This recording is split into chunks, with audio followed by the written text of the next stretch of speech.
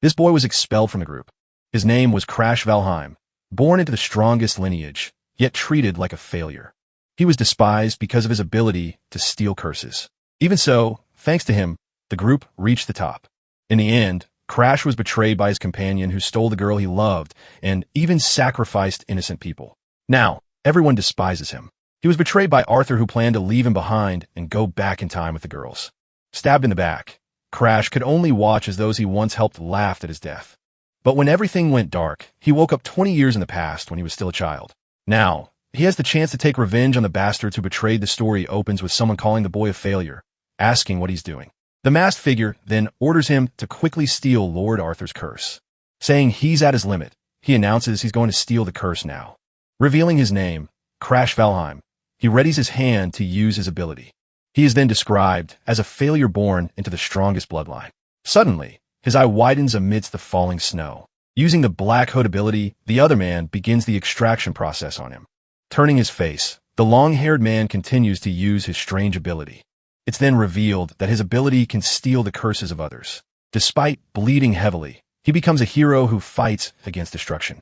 Approaching Lord Arthur, some people offer a recovery potion. Lord Arthur then looks to the side after having the curse removed. From the skies, a skeletal knight on his horse charges through the destruction. The skeletal knight's face is then shown in a dramatic close-up. A huge meteor falls from the sky, striking the ice mountain directly. He questions if they should fight the knight with so few people. With a sword stuck in the ground, a voice says it's impossible to go on. Calling for Sigrun and the others, he asks them all to come to him. The girls then gather around Lord Arthur, looking very worried. From a distance, a panting Crash watches everything and calls out Arthur's name. Angrily, he asks what the hell that bastard is doing now. Lord Arthur firmly replies that he will end it all. Kneeling in the snow, he laments that the world's hope has been extinguished. In disbelief, he stares at Arthur and asks if he's really giving up. He yells, asking if Arthur knows how many people sacrificed themselves for him. Then he sarcastically asks if hanging around with women has made him completely crazy. Furious, Sigrun interrupts and yells for Crash to shut his mouth immediately. She defends Arthur, saying he did everything he could, calling him trash. She tells him not to lecture Arthur. Extending his hand, he asks how they dare speak to their savior that way. Kneeling on the ground, he shouts that no one would have gotten this far without his ability. With a shout, he warns that he's going to refresh their memories. At that moment, Abella, the Red Witch, approaches and asks if Arthur is okay. Recalling the past, he says she couldn't use magic and begged for his help. He continues stating that she attacked him while he suffered from a curse. He then concludes that her attitude of ignoring others hasn't changed. Next, he turns to Mary, the Empire's strongest spear. He calls her a fool who always cried for him to steal her curses. Then he mentions the princess, who called him trash after his sacrifice. Looking at her, he asks if she understands what he went through to help. He recalls that her faction attacked him directly at the old academy. Showing the scene, he says they bullied him without any mercy. While humiliating him, they doubted he was even a member of the Valheim family. Despite it all, he reveals he endured it and healed her for one reason. Finally, he says he was just a useless failure who couldn't fight. He questions what the point was of cleaning up their messes for so long. To this, Arthur says that anyone could have failed, but he could have saved the world. Recalling the past, he says Arthur should have led all those fools. He remembers seeing Arthur on the front lines and deciding to stay by his side forever. So he asks why Arthur is giving up so easily right at the end. Arthur then replies that he can finally tell him the whole truth now. Revealing his plan, he says the world has ended and he will start over from scratch. Repeating the word, he asks what exactly starting over means. Arthur then reveals it's not the first time he's experienced the world's destruction. Pointing at him, Arthur reveals that his special ability is regression. He explains that this time, the girls can also regress and keep their memories. The idea is that they could all start over while retaining all their accumulated experience. This would greatly increase the probability of avoiding destruction in the next world. He then states that he will start from the beginning with only the 3 girls. Clutching his chest, he asks what will happen to him in all of this. A chain tightens, and Arthur grabs him by the neck with a smile. He then coldly informs him that Crash is no longer needed for the plan. Clutching his chest, he's completely paralyzed upon hearing the cruel revelation. Arthur then admits that his ability to steal curses is very powerful. He continues, explaining there's no point in going back in time with him, so worn out. Spitting blood, he hears Arthur question the point of taking him back like this. It would be much more efficient, according to him, to get him again clean and untouched. The revelation shows that the plan was always to use him and then throw him away. Arthur then tells him not to worry, as he will use him in the next worlds, too. Saying his goodbyes, he declares they will meet again, leaving Crash behind. Watching them all leave, he screams in desperation, begging them to wait for him. Reaching out his hand, he tries to get to the group as they walk away without looking back. In a memory, Arthur just watched as he was ignored by the entire group. Falling from a cliff, he screams for that bastard to take him with him. His hand loses its strength as his consciousness begins to fade completely. Clenching his fist, he gathers his last bit of strength to fight back. He then decides he won't let things end this way. His ability, Blackhood, can also steal skills, not just curses. Believing it's worth a shot, he activates his power with everything he's got. Using Blackhood, he aims at Arthur, who suddenly opens his arms. With his arms open, Arthur seems to be in the middle of his own activation. Then, a large shadowy hand lunges towards his former companion. With a smile, he's a bit confused by the result of his attempt. The shadow then envelopes Arthur, beginning the skill extraction process.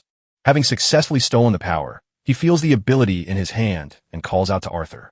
Weakened, Arthur asks if Crash still hasn't given up fighting him. Touching his hand, Crash says he's already been through countless destructions. He reveals that Arthur left him behind in all the other worlds, saying that now Arthur is the one being left behind. He hears Arthur ask if he's gone mad. Smiling, he stares intently at Arthur, showing that the tables have finally turned. Pointing to the knife, he replies that maybe he really has gone mad. He then reminds Arthur that the world would only face complete destruction. With his hand on his chest, Arthur is completely shocked by what's happening. His eye widens, unable to believe the scene he is witnessing. Looking down, he remains paralyzed, unable to show any reaction. Then, he tells Arthur to fight alone if he doesn't want to die right there. From the sky, a powerful beam of energy descends speed towards him. Declaring his intention, he announces that he will be the one to save the next world.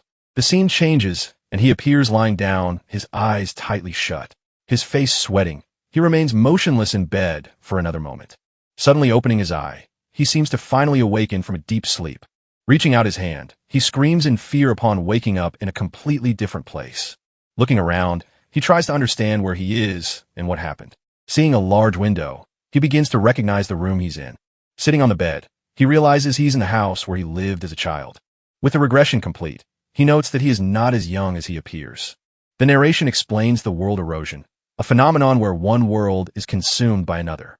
When the erosion occurs, the environment changes, and a creature attacks one of the warriors. As a result, species from other worlds invade, bringing destruction wherever they go.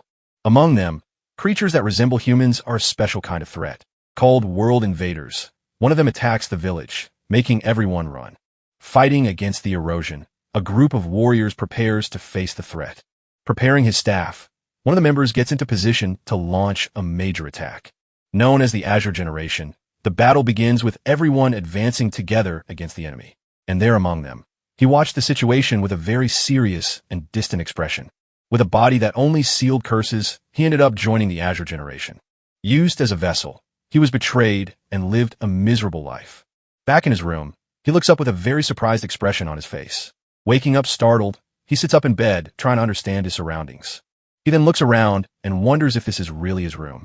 Touching his face, he realizes it's now summer, unlike the winter from before. Concluding he's in his childhood hall, he remains seated on the bed, remembering the fight. He used Blackhood on Arthur as a last resort. He then realizes he successfully stole the regression ability. With a hand on his head, he lets out a slightly awkward laugh. Sitting on the floor, he wonders how he managed to steal the skill. The explanation reveals that people think Blackhood has no usage restrictions, but the truth is his ability has a very obvious flaw. To work, it needs to unlock a lock that the target skill generates when activated. This lock is created based on the value the owner places on the target. If the owner considers it precious, the difficulty of stealing it increases significantly. That's why things the opponent values are much harder to steal. He thinks that the greater the value, the harder the theft should be. Remembering Arthur, he's confused about what happened at the end of the fight. At that moment, he saw Blackhood activate, but he couldn't see any lock. Then it hits him. Arthur wanted to abandon his own regression ability. That Arthur, the hero king, wanted to discard his powerful regression ability. Remembering the past, he starts thinking about how Arthur sometimes acted. His former leader always wore an exhausted expression, as if fulfilling an obligation. Repeating the destruction alone, it would have been impossible for him to remain completely sane. So, he understands that for Arthur, regression was the same as a curse. That's why he made the three girls inherit the memories and tried to regress with them. Then, he realizes the plan was simply to leave him out of everything. But the fact that he stole the skill with Black Hood changes everything completely. This means that the Arthur of that world was left behind without regression. Hit by the meteor, he couldn't escape the destruction of the Blue Knight. Turning around, he says Arthur should thank him for stealing the skill he hated.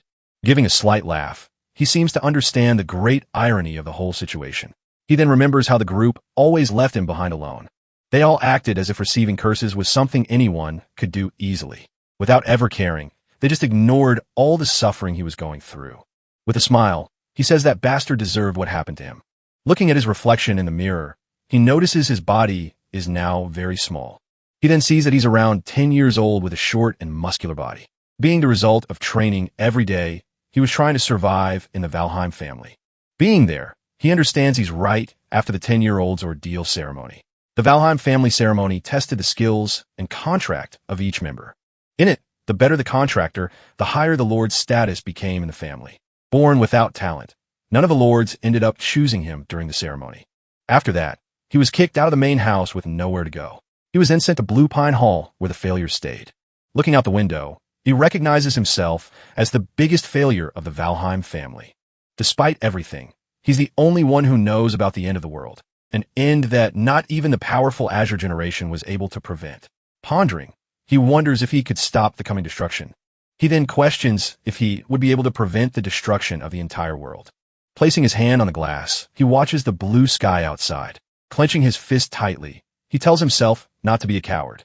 He then realizes it's not a question of whether he can stop the end or not. Remembering the battles, he understands he must stop the destruction no matter what. After all, if the world is destroyed, he will die along with it. With a determined smile, he concludes there is no other choice to be made. Taking a step, he thinks the first stage to avoid everything starts now. At that moment, an older man appears at the door, calling him young master. Surprised to see him, he asks what Ariad is doing in that place. Being the butler who took care of him, he hugs him with a big smile. In a memory, a voice asks when Ariad plans to use the poison he received.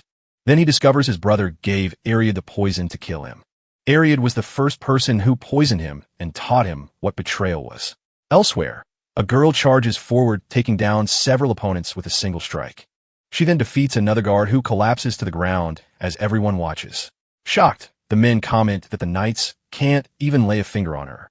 This is Charlotte Valheim, Crash's half-sister, and she finds the situation quite boring.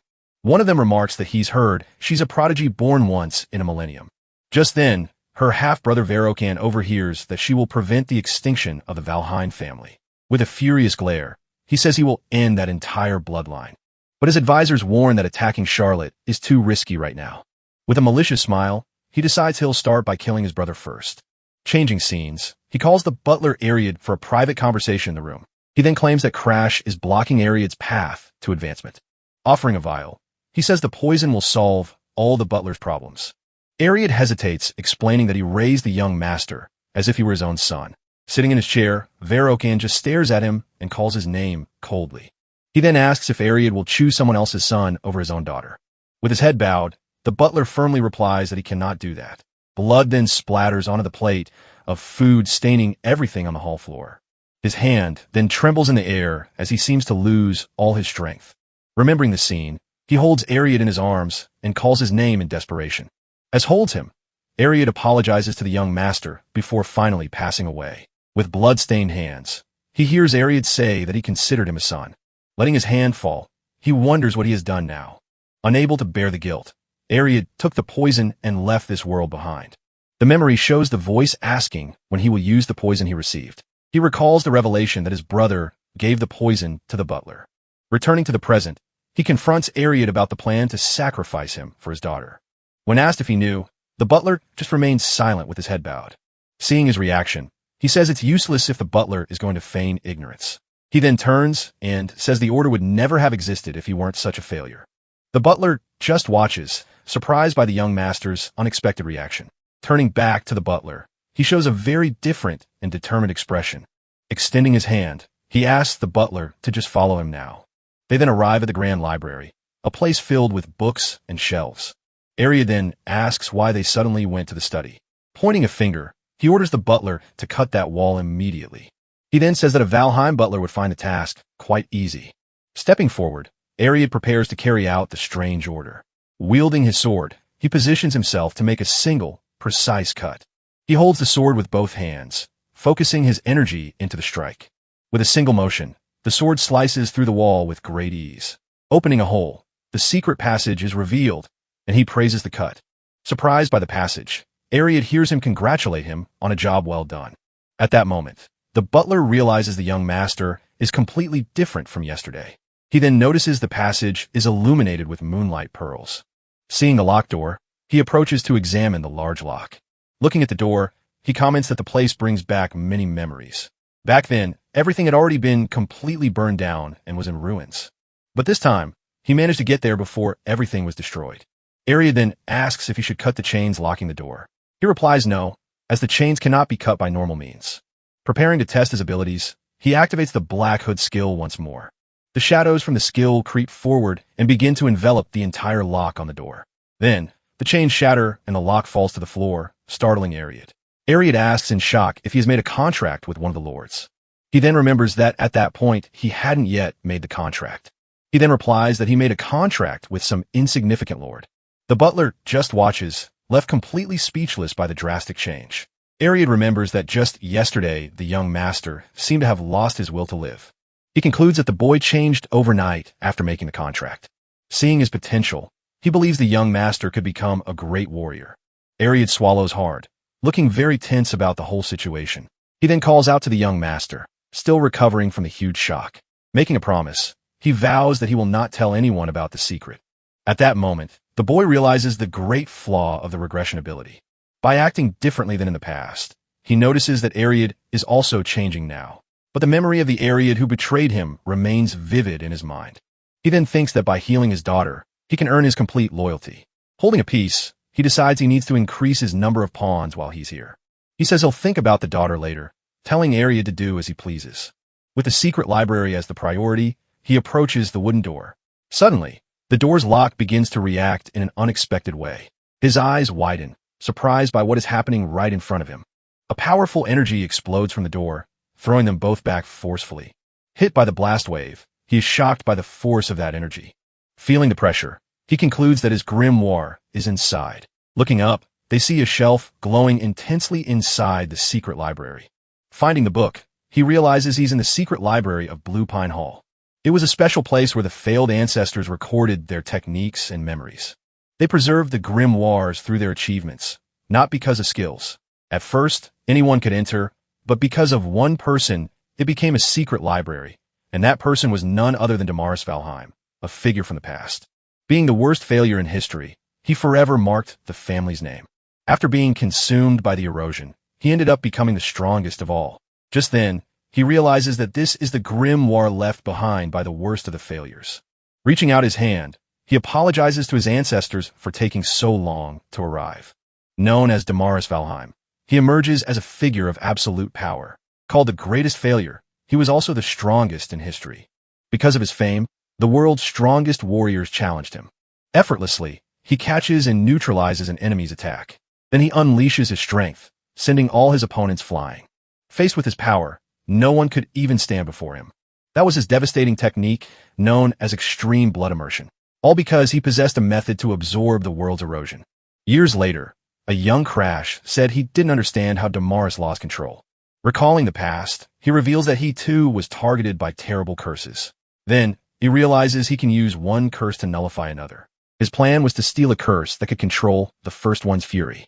Thus, the two curses begin to clash inside his body. As a result, the conflict between them generates a new energy. Seeing the outcome, he realizes he can also become much stronger. Calling for Ariad, young Crash gets the attention of his butler. Giving an order, he forbids anyone from entering the Blue Pine Hall. Accepting the command, Ariad walks down the hall with his sword in hand. Determined, he states that he will refuse Verikan's proposal to honor Crash. Furious with the refusal, Verikan screams, demanding to know the reason for the decision. Still shouting, he says they can't keep someone like Crash in the family. In a flashback, he blames Crash's mother's interference in the past. He laments that he and his sister could have kept their positions. With a contorted face, he grinds his teeth with great force. Back in the present, he yells for a servant who appears in the hallway. Verokan then orders the servant to go to the hall and find out the reason for the refusal. But the servant informs him they cannot enter, leaving Verokan confused. He then explains that Ariad has sealed the gate and barred everyone from entering. In disbelief, Verokan questions if not even the head of the family can enter, calling Crash a failure. He rages while the boy continues to meditate alone. Finishing his meditation, he forcefully expels the air from his lungs. Clenching his fist, he wonders if he has already reached the specialist level. The various realms of aura mastery are then introduced. The specialist level is the line that separates common people from geniuses. He remembers that his half-sister Charlotte is already almost a master. Even that unprecedented monster Charlotte was unable to prevent the end. In his past life, she was completely powerless against the world's destruction. Compared to her, he is still just at the entry level of a specialist. Therefore, he questions if he can truly protect the world at this pace. His older version appears, saying he'll only know if he tries. He then tells him there's no need to lament his weakness. Continuing, he says that everything is different now from his past life, because now he can grow with the grimoire left by the family's failures. With a smile, his two versions face each other with the same determination. Full of confidence, he declares that he can become much stronger. Arriving to greet him, Ariad congratulates the young master on entering the specialist realm. Taking the towel, he asks them not to make a fuss over something like that. As he dries himself, he asks why the butler was waiting for him there. Ariad then informs him that his fiancée, Lady Bianca, has arrived at the Blue Pine Hall. Hearing the news, he freezes completely, not knowing what to do. Then, he remembers her as Bianca, the fearsome white demon of the future. In his past life, she became a servant to the world's invaders. But he remembers that for now, she is just the youngest daughter. Seeing the girl at the gate, he understands that this is a political marriage. This way, her family gains connections while getting rid of a failure. With a smile, he says they are both being used by their families. He then comments that he already had business with her, finding the visit convenient. The story reveals that Bianca's mother was afflicted by a curse. Because of this, Bianca was also born with a curse in her body. Called the Snow Doll, the curse left her completely emotionless. Being a curse that affected the soul, not even specialists could remove it. Born in her mother's place, Bianca was treated coldly her entire life. The entire Heart of Hearts family saw her only as a cursed and useless girl. Remembering this, Crash wonders if she hated him in his past life. With a smile, he says he hopes he won't have any trouble stealing the curse. Explaining his plan, he reveals that her curse is what he needs. Asking for clothes, Ariad promptly offers to prepare them, and he accepts immediately. After getting dressed, he orders them to bring the girl inside the mansion. 5 months ago, he contemptuously dismisses the girl. Shouting, he accuses her of only wanting the Valheim family's power. Faced with the accusations, she remains standing in silence, showing no reaction. Soon after, the room's door closes, leaving the girl alone. In her thoughts, she admits she didn't want to be there either. Remembering the past, her father used to say they needed the alliance to survive. With destiny in her hands, Bianca just clenched her fists tightly. Her father kept saying that the family's future depended entirely on her. Back then, he was just a pessimistic, sharp-tongued loser. Hand to her face, she recalled that unpleasant meeting. She reveals that if she could have, she would have been the first to refuse the deal. Back in the present, he reacts with a surprised exclamation. With a smile, he apologizes for the hot tea, knowing she doesn't like it. Without a word, she just stares at the tea and cake on the table. Changing the subject, he invites her for a walk in the mansion's garden. Calling for Ariad, he asks them to prepare some macadamia cookies in the garden. Walking beside her, he says it's nice to spend some time together. Smiling, he jokes that she doesn't look like a bride, but a commander. Hearing his comment, she stares at him in silence for a few moments. Just then, she realizes he even knows her favorite cookies. Arriving in the garden, he comments on the piece, but she cuts him off. Looking directly at him, she asks if he is really the true Crash. After her question, the two stare intently at each other for a brief moment. He then gets closer and touches her hair, surprising the girl. Asking if he seems so different, he releases a bit of his power. Immediately, she is startled, feeling the murderous intent coming from him. Quickly, and apologizes, thinking she offended him with her question. Remembering that day, he says his memories from that time are quite vague, but he claims there's one thing he never forgot. It was the same expression she had on the day of her death. Deciding to lie, he explains that he recently managed to form a contract with a god. Surprised by the news, she congratulates him and says she understands the change. He then says he has a proposal. leaving the girl a bit confused. Worried, she asked if he's trying to break off their engagement. Awkwardly, he says he would understand if she wanted to call off the engagement. With a serious expression, she stares at him without saying a single word. Declaring she is his fiancée, she states with conviction that this won't change.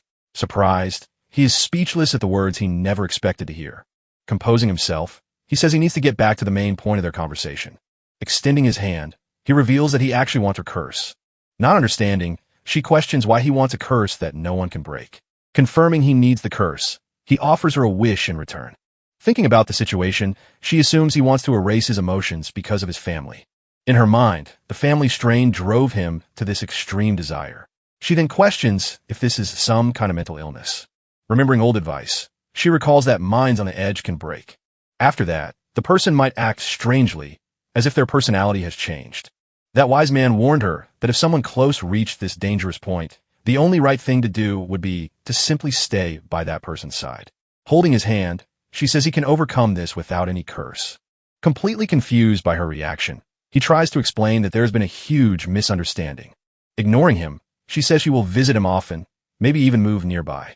Admitting she doesn't like him, she states she can't abandon someone on the verge of a breakdown. At this, he realizes she is completely misunderstanding the situation. Seeing this won't work, he decides he will test his abilities secretly. Activating his power, he prepares to use the Black Hood ability on her. But instead of stealing it, the ability begins to generate a new condition. Suddenly, the power turns against him, causing an unexpected reaction. Then the unlock condition appears. He needs to become friends with Bianca. Realizing it's a double lock, he understands the curse is a vital part of her. Therefore, his condition is to befriend a girl with no emotions. Sending her back home would only accelerate her transformation into the terrible white demon. Deciding to cooperate, he says he's happy to see her more often. At this, she says she will confirm with her father and will be back soon. Watching her leave, he decides to use the time to read as many grimoires as possible. The next day, a large carriage arrives, unloading several boxes at the gate. Curious about the arrival, he approaches to see what's happening. But suddenly, a familiar voice from the carriage calls his name. It was Bianca, who announces she'll be living there in the hall from now on. Completely shocked, he shouts, asking why they have to live together there. Slowly opening his eyes, he's met with a rather unexpected scene. Beside him in bed, Bianca was still sleeping very soundly. Seeing she had slept there again, he wonders what he should do. Yawning, he says that someone might get the wrong idea about the situation. Waking up confused, she asks what he's doing there, and he asks her the same question. After some time, he continued his days of intense training at the mansion. He then realizes that a few months have already passed since she arrived. The scene flashes back to the day she announced she would be living there. Asking them to take good care of her, she left the boy completely speechless. When he asked how she managed to move in, Bianca replied it wasn't a problem at all. Worried, he asks if she'll be okay being so far from her family at such a young age. He then assumes her lack of emotions prevents her from feeling homesick. Despite everything, he sees this as an advantage in becoming her friend. As time goes on, he realizes the year is almost over. Thus, the opening of the long-awaited Lahelnia Academy is drawing ever closer. In his past life, that academy trained countless members of the Blue Generation. Many of them ended up with ridiculously overpowered abilities back then. Remembering those students, he grinds his teeth with great force and anger because he knows their weaknesses. He plans to steal everyone's abilities at the academy. With a year to prepare, he knows he needs to get much stronger. Unfortunately, his natural talent seemed to be reaching its limit. With the grimoires, he can only reach the initial stage of an expert. To overcome this barrier, he needs to steal the curse and use immersion. Arriving in the room, he asks if Bianca was waiting for him again. She confirms, saying she can't leave him alone for too long. Ever since, she's been following him everywhere like a little bird. He then wonders how long it will take for her to see him as a friend. As he's about to ask her out, Ariad appears and calls for the young master. Ariad then informs him that an invitation from the Star Sanctuary has just arrived. It was a formal event for the young nobles of the kingdom to meet. Thanking the butler, he takes the invitation and confirms he remembers the event. In his past life, he isolated himself, so his memories are vague. His expression turns serious as he considers the decision to go to the sanctuary. Remembering a promise, he decides to go to prevent the tragedy from repeating itself. Confirming he'll attend, Bianca announces she'll go with him to the event. She then warns him, saying that people will likely criticize him a lot. Suggesting it would be better, he tells her not to go to avoid trouble. But Bianca refuses the suggestion, insisting she will go with him anyway. She then states that protecting her partner is the duty of a true fiancé. Patting her on the head, he says he just wanted her honest opinion. At that, she looks at him with the same supportive gaze she has always shown. The scene shows moments from the past few months where he was kind to her. Remembering his treatment, she comments that no one has ever treated her that way. Because of his kindness, she almost forgot the terrible first meeting they had. So, she decides to go with him, not as his fiancé, but simply as herself. Hearing her declaration, he is left completely surprised and speechless. With a faint smile on her face, she just confirms that's how she feels. Arriving at the location, they come across the Grand Star Dragon Pavilion. Once inside, he is impressed by the wealth while Bianca feels ill. It's explained that nobles are respected for fighting against the world's erosion, but instead of training, many of them just enjoy themselves at luxurious parties. Stepping onto the carpet, the two walk toward the entrance of the hall. Once in the main hall, he wonders how many decent nobles are actually there. As they are announced, the guests comment on the arrival of the failure and the cursed one. At that, a woman warns others not to stare too long, or they'll be cursed too. Ignoring the comments, he observes everyone surrounded by fake nobles on all sides. Suddenly, a noble figure hears the name Valheim and shows great interest. He then realizes there are also some true nobles in the Grand Hall. Among them was Balakogma, a future member of the powerful Blue Generation. Beside him was the imposing Kasagi Elfin Amelia, also from that generation. Completing the trio was the forest archer, Annex Greiser. Seeing the interest from the three of them, he finds their attention a bit strange. He soon remembers that the real reason was his half-sister Charlotte. Remembering the past, she used to boast that no one could even beat her in a duel. Calling the sanctuary a dump, she would show off her superiority to everyone there. After the event, she would just say that the whole thing had been very boring. Returning to the present, he realizes she must have caused trouble here before. Noticing his distraction, Bianca lightly tugs on his clothes to get his attention. She tells him to ignore them, and he was just thinking about Charlotte. Stroking her head, he says he doesn't mind at all. Changing focus, he wonders when the person he's waiting for will appear. Suddenly, all the guests look toward the entrance of the Grand Hall. Then the herald announces the arrival of the long-awaited Lord Darling Danforlion. Arriving extravagantly, the eccentric noble greets everyone in the hall. Back in the past, Darling finds him covered in curses and wonders what happened. Analyzing the situation, he begins to gesture with his hands in preparation. Touching his face, Darling says he can combine the curses to heal him. He then invites him to be his test subject, promising a complete cure. Seeing the lack of response, he asks if the boy doesn't even have the strength to speak. Without waiting for permission, Darling announces he'll just start the procedure right now. Startled, he widens his eyes as he sees the energy forming in front of him. Trying to stop him, he shoves him away with a desperate scream. He then calls him a maniac, revealing this was his first encounter with Darling Danforlion. Back in the present, Darling's arrival causes a stir among the guests. Knowing what he's like, Crash says he would never miss an event like this. Asking Bianca to wait, he and some other boys grab food from the table. With her mouth full, she agrees to wait for him there. Across the hall, Darling watches him, finding his face familiar. Coming closer, the boy formally introduces himself as Crash Valheim. Hearing the name, Darling realizes he really does look like Charlotte. With sparkling eyes, he asks if the boy is her younger brother. Getting straight to the point, Crash asks what he wants. But Darling just toys with the situation. Then he reveals he knows Darling has been investigating the world invaders. With a smile, he asks if that topic happens to catch his attention. Seeing his audacity, Darling calls him a rather bold boy for his attitude.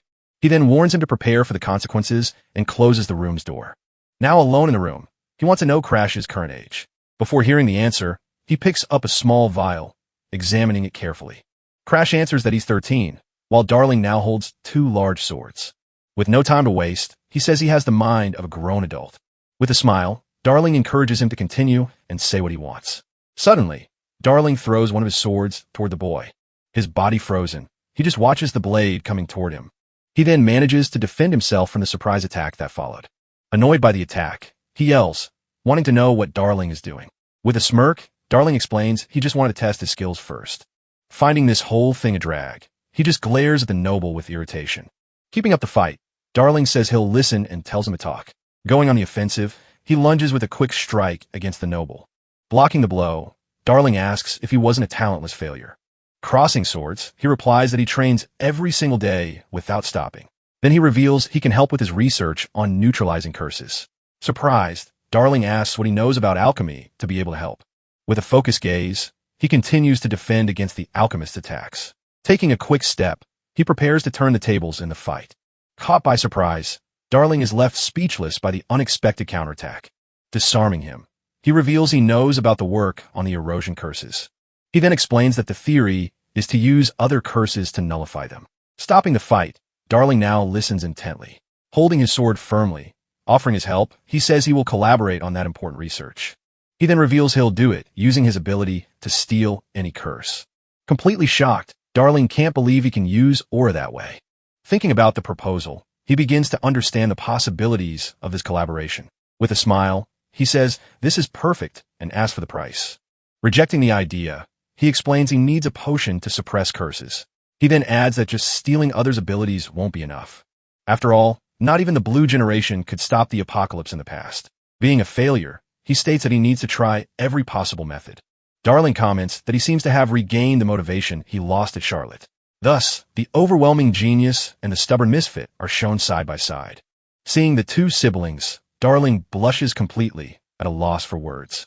Regaining his composure, he says he has one more question for the boy. He then asks if Crash intends to enroll in the new Lehelny Academy. Confirming with a smile, he says, of course he'll enroll. Accepting the proposal, Darling offers his potions, saying he'll help with everything. Then, Crash says he has another favor to ask him.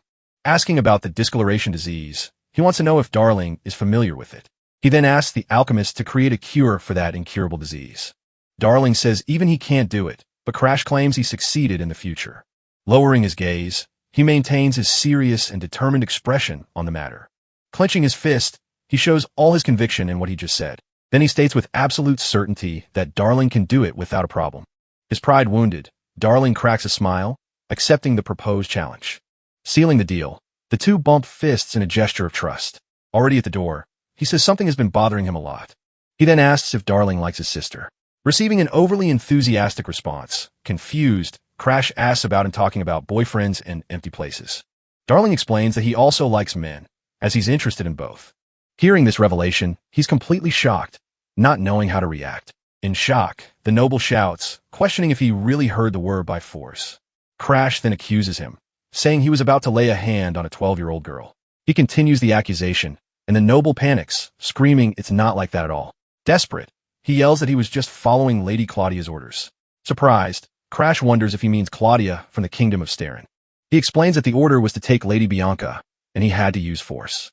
At that moment, his gaze turns to the young Lady Bianca. As the youngest daughter of the Heart and Hearts family, Bianca is despised for her curse. He wonders why that princess would have specifically summoned young Bianca. Thoughtfully, he concludes that something about this whole story doesn't add up. He then realizes there must be some other connection behind it all. A connection linking a noble directly to the second princess. Then, the image of a specific noble with a smirk comes to his mind. Clenching his fist, he remembers the archer, NX, who pursued Charlotte. He recalls that after being humiliated, the young man became completely obsessed. Remembering the past, he knows Annex targeted him because he couldn't defeat Charlotte. With a contemptuous sigh, he finally understands the whole setup. Irritated, he realizes that Annex is now trying to drag Bianca into this mess. He then announces that he'll go, leaving the noble utterly confused by his answer. Clarifying the situation, he says he's not going to see the princess, but Annex. Holding her hand, he criticizes the fallen noble's lack of instinct. Asking Bianca to go with him, the girl agrees, accepting his invitation. Together, the two start to walk away down the hall, leaving the noble behind. As they walk, he asks Bianca why she refused to go before. She begins to answer, remembering a vision she had of a wedding. She says she thought he would abandon her, but he didn't. He then asks why she disobeyed the order, ignoring a royal summons. Simply, she says it was because he asked her to wait for him. Surprised by her answer, a slight smile forms on young Crash's face. Patting her on the head, he tells her she did very well. Arriving at the door, they find Balak, who is stretching energetically. With a grin, he seems to recognize the newcomer's arrival. Balak then greets him, and Crash replies that he came looking for Annex directly.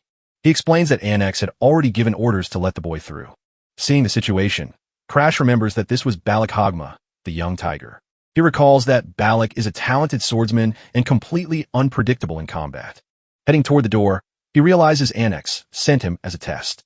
Suddenly, Balak challenges him, saying he was curious and wanted to fight. He argues that if Crash has already fought Charlotte, fighting him should be no problem. Even among the strongest, Balak was known for his sharp intuition. That's why Crash preferred to avoid a confrontation before finally finding Annex.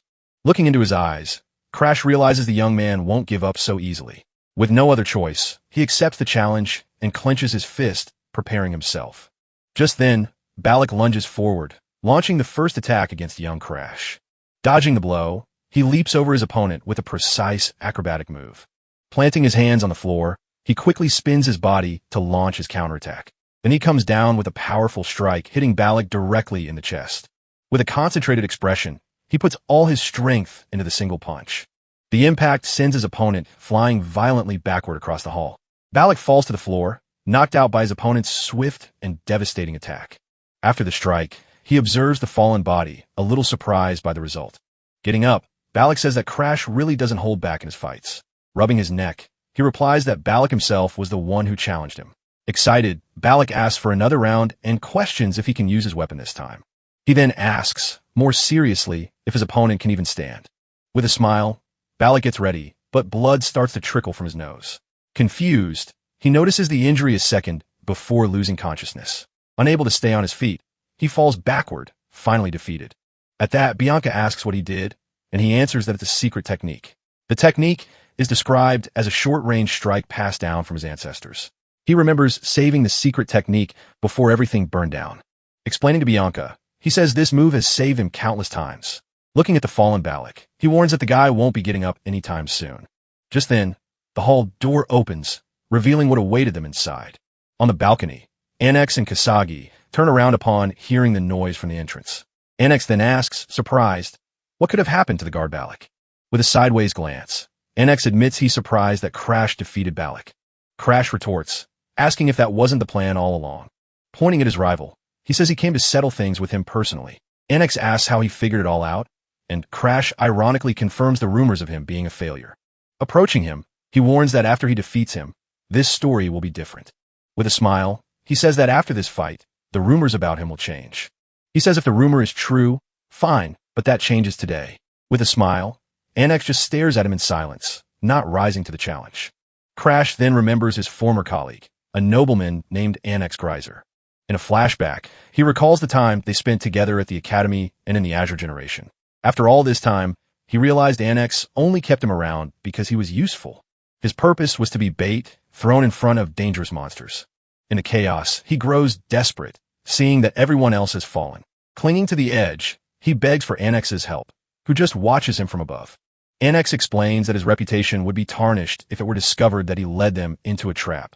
He concludes that if he is the only survivor, no one will ever know the whole truth. Shouting, he warns that he won't let that happen, and that Annex will be expelled. With a cold smile, Annex says not to worry because the blame will fall on him. He continues, saying that since everyone already hates him, the matter would soon be forgotten. With a sarcastic thank you, he bids his friend farewell, leaving him to his fate. Furious, he yells, asking if Annex ever considered him a real friend. He yells that Annex only got close to him to get near Charlotte. Coldly, Annex replies that's exactly why he can't stand him. Continuing the insults, he accuses him of having no skill and only twisting words, saying it all ends when Charlotte gets married. Annex simply turns his back. Looking back, he comments that maybe it's better for things to end this way. While Annex wishes for a beautiful ceremony, the young man starts to lose his strength. Unable to hold on, his hand finally slips from the cliff's edge. Seeing his imminent fall, he wonders if this is really his end. Suddenly, Arthur appears and catches him, asking if he's okay. Returning to the present, he reflects that this was the beginning of his next misfortune. He remembers that Annex was expelled and then desperately tried to get married. Tauntingly, Annex says he even talks and looks like his sister, Charlotte. Annoyed, he realizes that in the end, some things never change. Warning him not to use her name, he asks if he thinks they look alike. Preparing for the confrontation, he moves into an attack stance against his rival. Moving forward, he says they may be similar, but he'll show him the difference. With a confident smile, Annex just faces the challenge from his former colleague. Leaping to attack, he is intercepted in midair by a tree branch. Placing his hand on the branch, he uses the obstacle to gain new momentum. He then launches himself from the branch, spinning his body for a direct aerial attack. His fist lands squarely on Annex's face, snapping his head back. Even as he's hit, he manages to use his power to counter the blow. Thrown into the air, he is forced to retreat from the unexpected counterattack. Several branches then shoot out of the ground, trying to hit him while he's in the air. Landing safely, he positions himself in front of Bianca to protect her. Looking at his rival, he comments that Annex is as troublesome as ever. Annex then taunts him, saying he should use a weapon to fight. His secret technique is based on strengthening and controlling plants with his energy. Questioning if he should use a weapon, he breaks off one of the branches from the ground. With a smile, he announces he will fight using his opponent's own plants. With a smirk, Annex asks if he really thinks he can do that. Challenging him, he sends several branches to attack, telling Crash to try and block them. Dodging with agility, the young man evades all the branches with no difficulty. In shock, Annex wonders how he managed to dodge an attack like that. He then says that Charlotte might have been able to, but Crash is just a failure. With a smile, Crash announces that Annex is simply his natural enemy in this fight. He explains that he's seen his abilities before, so he knows every move. Taunting his rival, he asks if Annex is still thinking about young Charlotte. Irritated, he asks if the boy is sure he wants to push his luck. Annex then releases a wave of power, striking the ground with his branches. Jumping back, he manages to escape and create a safe distance from the attack. Using his technique, he summons an enormous wooden titan from the ground. With a smile, he announces the name of his technique, the powerful wooden titan. Seeing the scene, Kasagi screams desperately, begging Lord Annex to stop immediately. She knows that if that attack hits Crash, the situation will be irreversible. Seeing the enormous fist descend, Kasagi screams in desperation, saying Annex is going to kill him.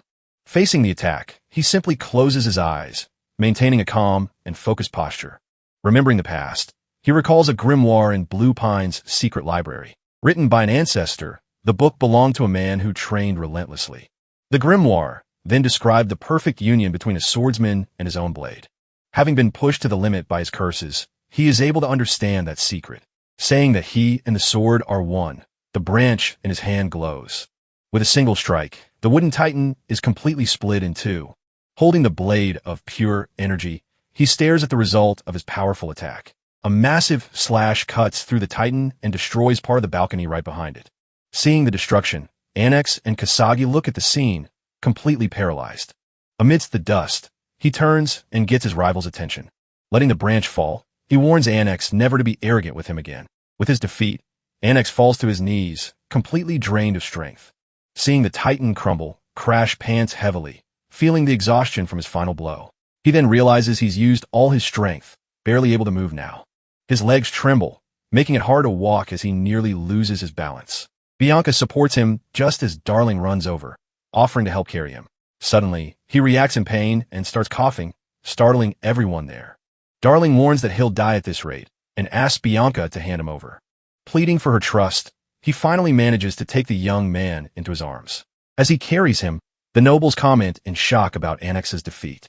Turning his head, Darling notices that rumors about the fight are already spreading. He concludes that whether it was bold or reckless, Crash will be famous when he finally wakes up.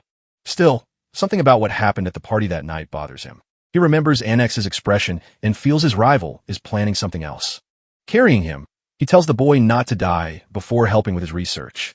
In a flashback, Crash is seen training, blocking wooden logs. A week after the sanctuary, he trains and says he's finally recovered from the blow. Reflecting on the fight, he says he would have ended up worse than Annex if he'd kept going, if he had been awake. He regrets he could have prepared to steal the skill. He then reveals he had two ideas in mind for stealing skills. His plan was to make his opponent doubt their own technique by completely crushing them. By destroying the target's confidence, executing the theft becomes much easier. When his strike brought down the Titan, doubt certainly began to creep into Annex's mind. Defeated by someone he despised, Annex would begin to question the value of his technique. In time, he guarantees that Annex's recovery skill will be his. That's why he decides to train every day to surpass the geniuses before the academy. Suddenly, the butler Ariette appears at the door and calls his name. Ariette announces that Lord Verokan has arrived, making him realize patience has run out. Even though he's refused twice, he tells the butler to let his brother Verokan in. After training, Bianca approaches and offers him some water. She then comments that he smells like sweat, and he simply asks about it. Sniffing his own shirt, he wonders if the smell comes from using his aura. With that, he decides he doesn't need to clean up before meeting his brother. Bianca then asks him to please keep a certain distance from her. Surprised, he asks if she's giving orders to her own fiancé. Joking about the situation, he says that young Bianca has become much bolder. She then runs off and he chases after her, shouting that she won't get away. Watching her run, he realizes her stubbornness is also her greatest strength. Shifting to the past, he remembers the people he knew before all this. In his memory, Arthur appears and coldly calls his name. Questioning his attitude, Arthur asks if he thinks he can stop the world's destruction. The memory of Arthur makes him recall the entire journey they had together. Admitting the truth, he knows that Arthur was a true hero until the very end. Back in the present, he wonders what Arthur might be doing at that moment. Then Verokan, the third son of the Valheims, finally appears before him. Looking at his brother, he says that even heroes need a rest. Verokan points out that he used to avoid eye contact, but now he stares directly at him. Confirming the rumor, Crash asks how his brother found the time to visit. Verokan then announces that the Academy will be accepting students based on exam results. With a smile, Crash tells his brother he'd better start preparing. Annoyed, Verokan wonders if the boy is mocking him. Boasting about his family's power, he claims to be of pure Valheim blood.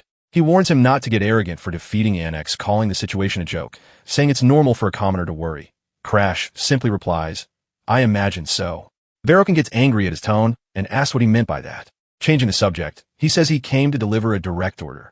He then orders Crash to go to the Gweb Black Mountains, leaving the boy shocked. He informs him that he will be his guardian and asks if his little brother is scared. Realizing it's a test of strength, he simply agrees to go on the mission. Even if it's a trap, he states that he will find a way out.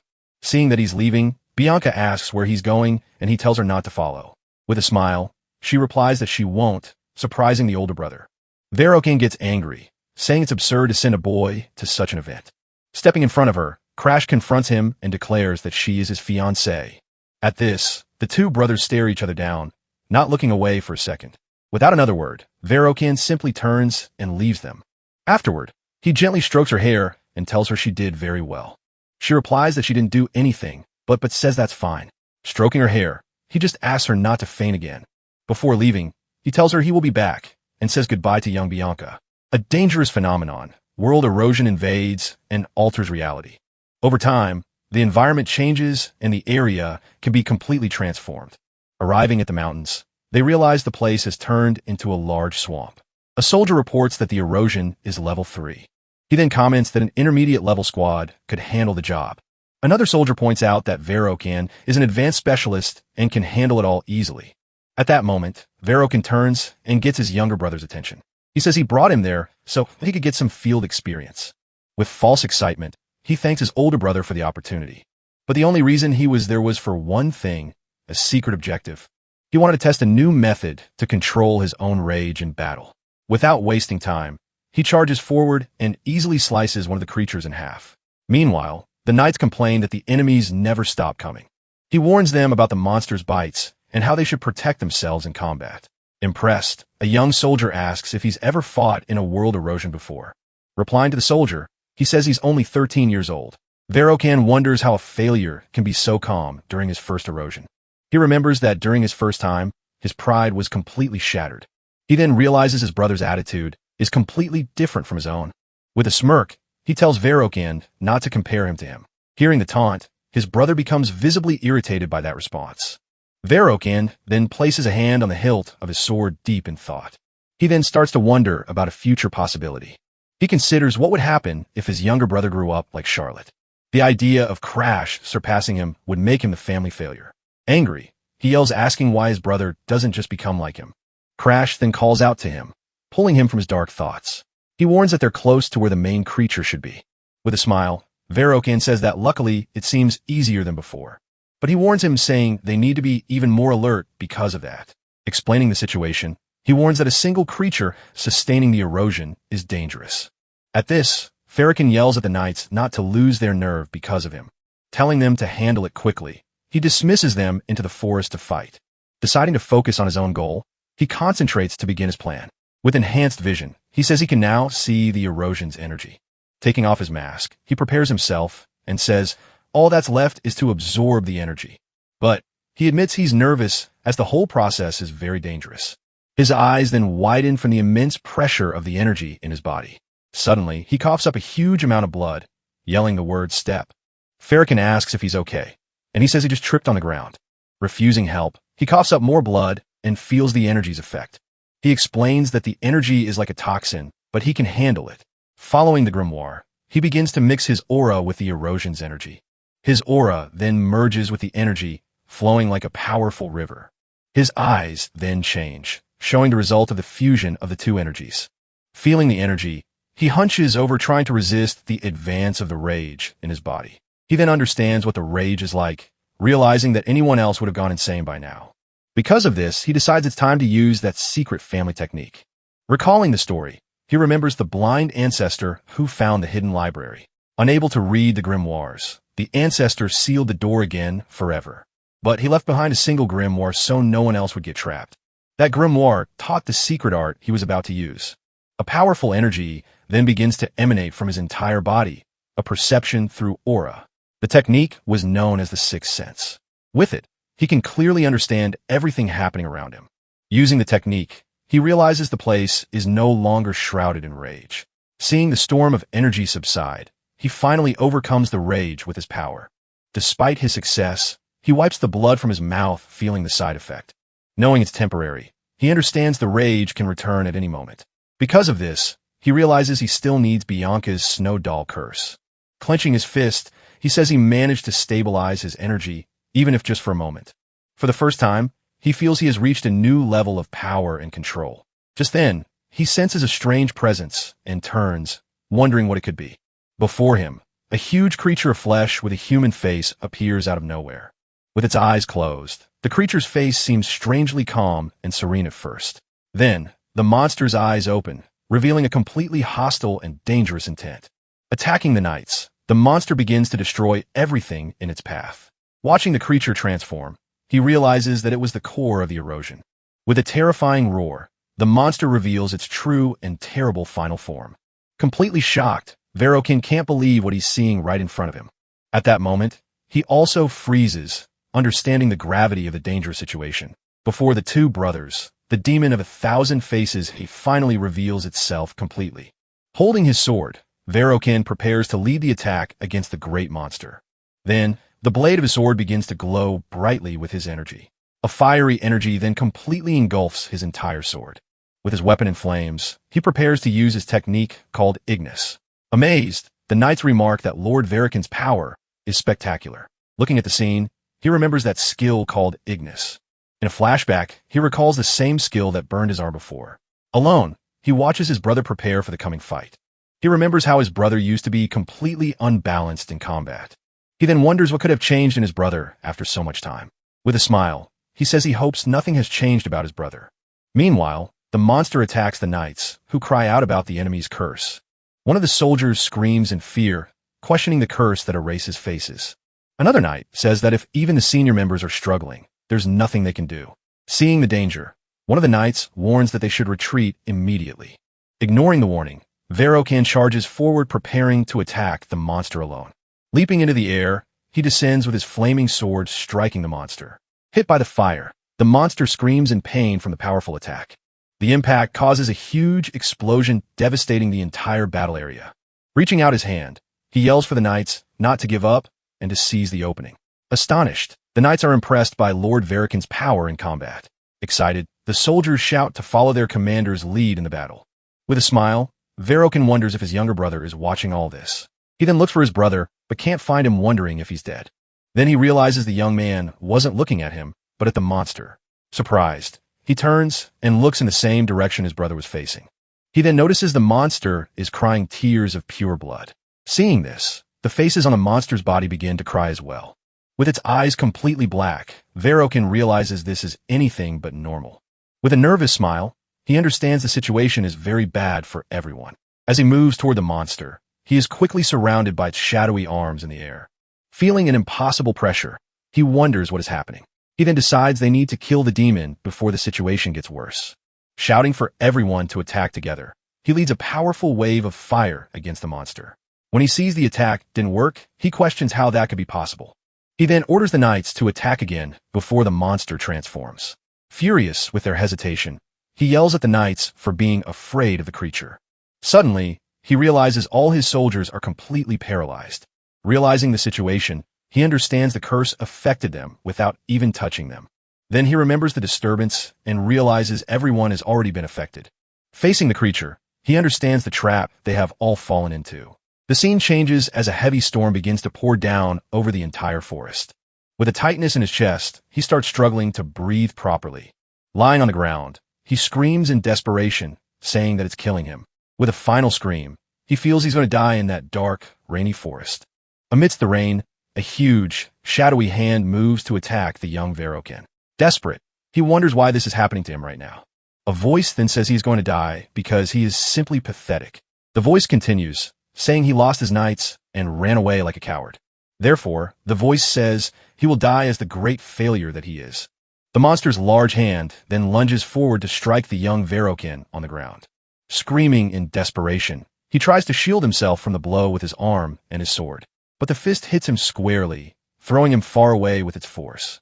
Verokin's body then falls into the middle of the swamp, sinking into the dark water. Suddenly, he wakes up on solid ground, being dragged by his younger brother. Surprised, he recognizes his brother and tries to understand what happened. With a smile, Crash says his brother has finally woken up. He says he was watching everything from a distance and that he survived, too. He then explains that he pulled him out of the swamp and brought him to a safe place. Verokin gets angry, saying he can't use his aura in that condition. With a smile, he asks if his brother is sure he doesn't need help. Annoyed by the question, Verokin grits his teeth in anger and contempt for his brother.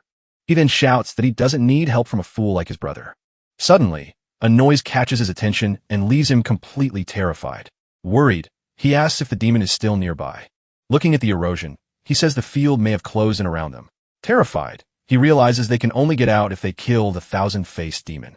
Punching the ground, he yells in anger, and his brother calls out to him. He then reveals he has a supreme technique he learned from Lady Charlotte. He says it was this technique that allowed him to fight Annex. Surprised, Verokin wonders if Charlotte would teach her secret art to him. He asked if his brother thinks the technique can defeat the demon. Seeing he's going to die anyway, he says he'd rather at least try. He holds out his hand and says he understands why Verokin doesn't trust him, but he reminds him of Charlotte's strength, asking if he trusts her. Agreeing, he says Charlotte is a genius and sticks his sword into the puddle, but he warns that if the plan fails, they will both die there together. With a dark smile, he assures his brother that he won't fail. On a rainy night, tension hung over the dark, silent forest. Hidden, Verokin warns that the thousand-faced demon is approaching them. He then asks if Crash is ready with the Ignis and gets a yes in return. Holding his sword, Crash announces that their showdown begins now. Suddenly, someone lands right in front of them in the middle of the rain. With his sword in hand, Verokin prepares for the imminent attack. Closing his eyes for a moment, he fully concentrates for the battle. Crash just watches his brother prepare, waiting for his next move. Wielding the sword, Verokin takes his combat stance, ready to fight. Impressed, Crash comments on his brother's incredible concentration and the aura surrounding him. He claims to have never seen an aura as clear and pure as that one. Remembering he didn't believe in it, he wonders how Verokin uses this aura. Calling out to his brother, Crash finally gets Verokin's full attention. Verokin then asks him to use the Ignis, and Crash agrees immediately. Placing his hand over the sword, he transfers the power into the blade. Taking his stance, the ancestor prepares to unleash his full power. After the explosion, he just observes the scene without saying much. Verokin then asks his brother if something was wrong with him. To this, Crash replies that it seems he won't need any help. With wide eyes, he watches the scene, unable to look away. Wielding his weapon, he prepares for the attack that will define the fight. In a memory, he recalls his confrontation with the creature and his defeat. Then he watches Crash advance alone against the approaching enemies. Advancing bravely, Crash prepares to face the giant creature in combat. From a distance, other members of the Valheim family watch the battle unfold. At that moment, everyone's eyes turn to the sword at the center of the action. With a tense expression, Verokin continues to watch the outcome of the imminent confrontation. Finally, Crash unleashes all the power contained in the sword against his opponent. Changing scenes, the image shows a peaceful stream flowing through a field. In the sky, a distant voice calls for his brother, starting a new memory. With his power unleashed, he announces that the battle has finally ended here. In disbelief, Verokin wonders if it all ended so easily. Filled with rage, he then grips the hilt of his sword tighter. Shouting with fury, he tells Crash to die once and for all. But Crash easily defends the blow, blocking his brother's attack without difficulty. Seeing the defense, Verokin is confused and doesn't understand what just happened. With their swords locked, Crash thanks him and says he can no longer use Ignis. Revealing his power, he thanks Verokin for never changing. With that, the conditions to unlock his true power were finally met. First, he needed to receive the Ignis and for Verokan to believe in his power. Second, his brother's pride needed to be completely broken during the fight. He then attacks, saying that the Ignis became his at that very moment. In the background, the thousand-faced demon screams as it is completely defeated. Fall on the ground, Verokan just hears his brother calling his name. Holding the monster's heart, he says he once wanted to get along with them. Remembering the past, he recalls how they always told him to stay out of it. He then says their hostility made any kind of approach impossible from start. With the sword at his neck, he says he thought his brother would act differently. He regrets having hoped since Verokan never truly had that intention. Pressing the blade, he asks if it hurts as much as it hurt him. As Verokan writhes, Crash remembers feeling the same when they burned his arm. Seeing his brother on the ground, he just watches the scene in complete silence. Then he stands still for a moment, looking at the body on the ground. Looking up at the sky, he lets out an ironic laugh at the whole situation. Then he comments on how the day is ironically beautiful for a moment like this. Switching to the Valheim mansion, a guard announces that Verokan's unit has been annihilated. At this, someone explains that the erosion has been reclassified as rank S for everyone. During the funeral, they comment that Crash only survived because of Verokan's sacrifice. Outraged, a servant shouts, asking why only the family's failure survived. The head butler then orders them to honor the sacrifice made to protect his brother. Asking that the sacrifice not be wasted, he is seen entering the Great Hall. He then realizes they believed his testimony, so there's no reason for them to be suspicious. Walking through the place, he concludes that had excellent results of Verokan. Recalling the process, he confirms that he has adapted and now controls his sixth sense. Through the Ignis, he shows he has gained the power of the black flame in his hand.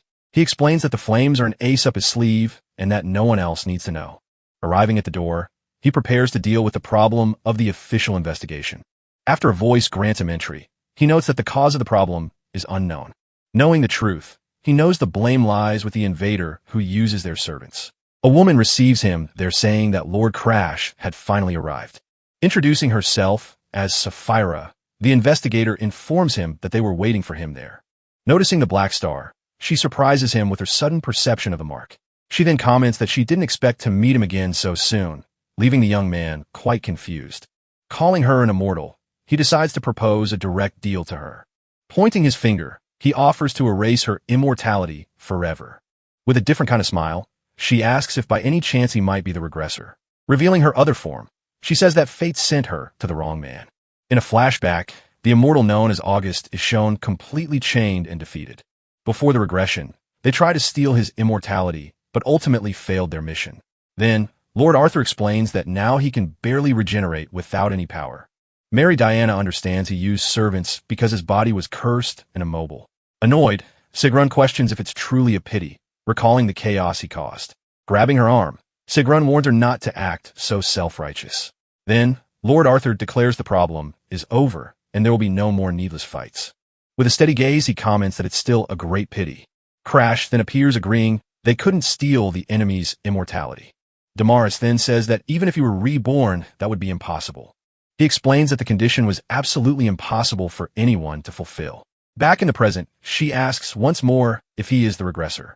Revealing her form, she says she was looking for someone completely different from him. Unfazed Crash asks what makes her think he is one. With a smile, she says that only a regressor would dare propose such a deal. Laughing in his face, Isabella says he can't kill her and calls it a lie. Stating he doesn't lie, he reveals the strange power emerging in his hand. With his ability, he charges forward and launches a direct attack at her. Then he explains that his power can even steal her immortality. Surprised by the revelation, she just clenches her fist tightly without reacting. Then she reveals that for centuries she has waited for someone capable of finally killing her. Seeing that he is the one, she asks what the condition for the deal is. He explains that he needs help as his ability only works if he is stronger. Therefore, he asks her to make him her own apprentice. Saying she would sell her soul, she accepts his deal without hesitation. Assuming her other form, she introduces herself to the young man as Crimson Garden August. She then promises she will turn him into the strongest man who ever lived.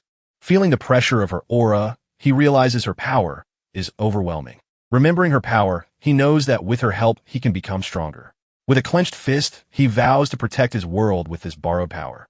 Understanding the rule, he knows he can no longer regress on his own, because if the world perishes again, he will disappear along with everything else.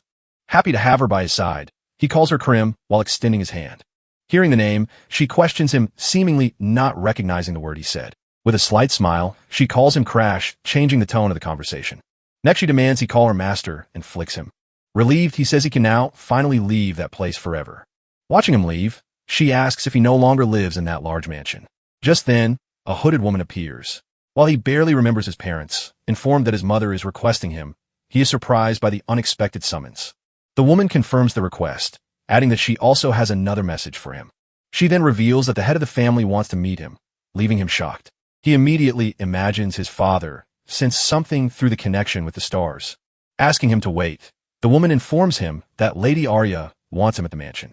Annoyed, he asks if the order didn't come directly from his own father. Announcing he's leaving, he says he will only return when his father calls for him. Thinking for a moment, he figures his father might come to him personally. Leaving the mansion behind, his carriage departs without looking back. Passing through the main city, his journey finally begins for real. Following the road, he continues on his way, far from his old home. Inside the carriage, he celebrates, saying he's finally free from that place. But the being at the window orders the rude apprentice to open the door at once. Surprised by the bird, he asks if its color doesn't draw too much attention. Explaining it can change color, it transforms into a common black crow. Crash then replies that the color is as black as her soul. Asked about her body, the crow says her real form cannot move. Without revealing the truth, he knows that the real regressor is actually Arthur. As the sun sets, the carriage continues its journey down the long road. Changing the subject, the crow warns him about a girl at Blue Pine Hall. Confused by the warning, he doesn't understand what she meant. Welcoming him, a hooded girl receives Crash back at the mansion. Whispering in his ear, the crow says she has fulfilled her promise to return. Running towards them, the butler Ariad asks if anything happened during the trip. Handing him a letter, the butler informs him it arrived from Master Darling. Reading the note, he discovers that Darling has completed the cure he had requested. Ariad then advises him to treat Darling well, as he will be a great benefactor. Changing the subject, the butler mentions that Lady Bianca has been very worried about him. He explains that she prepared a carriage to visit him as soon as she heard about the erosion. Hearing the news, he finally realizes the consequence of her concern.